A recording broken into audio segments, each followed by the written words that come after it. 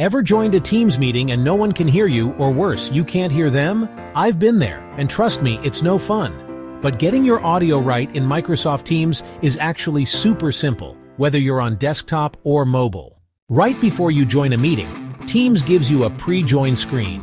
Here, you can pick how you want to connect. Choose Computer Audio if you're sticking with your device's speaker and mic. If you'd rather use your phone, you can enter your number and get a call, or just dial in.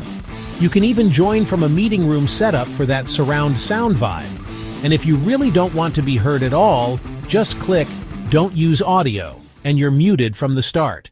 Already in a meeting and need to switch things up? Just hit the little arrow next to the mic icon.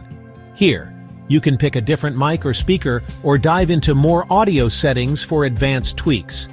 I always recommend making a quick test call in your Teams settings to make sure everything sounds great before you go live.